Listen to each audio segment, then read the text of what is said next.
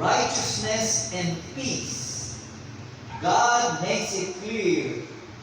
He expects of us.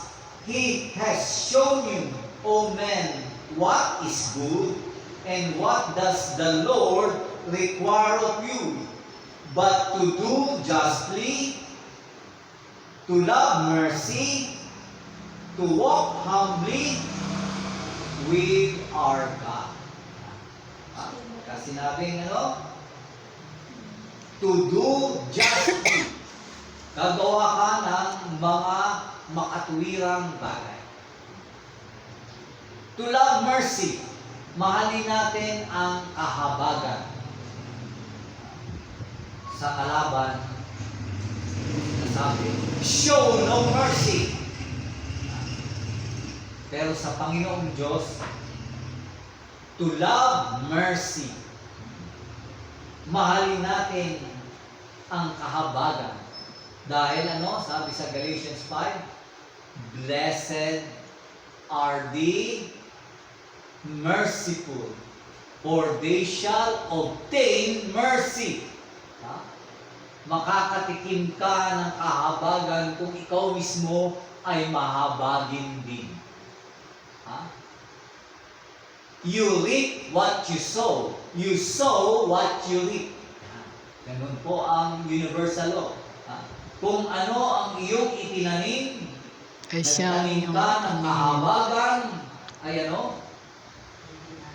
aani ka ng kahabagan. Purihin ang banal. Kaya dito, sa ating pag-aaral, God's changeless character. Hindi siya nagbabago. Dahil parati siyang bago. Maganda.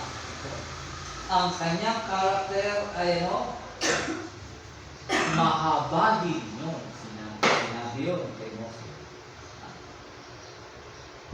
Pag-ibig.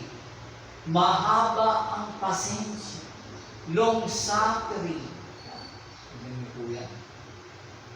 Kaya napakasarap na yung karakter ng Panginoon hindi nagbabago dahil ang kanyang pag-ibig ay agape. Purihin ang Panginoon. Pero dito may binabanggit. A repenting God. Nagsisi pa ng Panginoon. Ano sa palagay nyo? Bakit nagsisi ang Panginoon? Ang Diyos nagsisisi? Meron kayo sasabihin? Wala. Nagsisi ang Panginoong Diyos na nilalang niya ang tao. Nagsisi. Kaya nagpadala siya ng baha. Lahat ng sangkatauhan, mga higante yan, ay namatay. Ngayon naman, hindi na baha, kundi ano na ang susunod? Apoy. Naku, paano katatakas na? Sa baha, malulunod ka. Dahil pinataas niya yung baha, lampas sa pinakamataas na bundok, na kahit na umakyat ka doon, lampas pa rin yung tubig, ilunod ka. Wala naman silang wala silang oxygen. Hindi pa uso oxygen na katulad ngayon. Meron tayong oxygen tank lalagay sa likod. At merong panglagay dito at makakahinga ka at merong pantakip sa mukha. Noon sa kanilang panahon, wala pa noon. Kaya wala pa silang helicopter, wala pa silang eroplano, wala pa silang submarine, kaya lahat sila patay. Ngayon, apoy. Ano naman pa, kahit na may oxygen ka dyan, Sa apoy, ano yun? Malulusaw. Kahit na meron kang helicopter o jet o rocket, masusunog yun. Purihin ang banal. Ibig sabihin, wala kang takas. Dahil ang apoy, taas at sa baba. Ano ka na?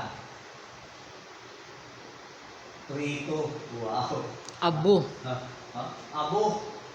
Hindi lang sunog ng prito, kundi abo. Aabuhin ka.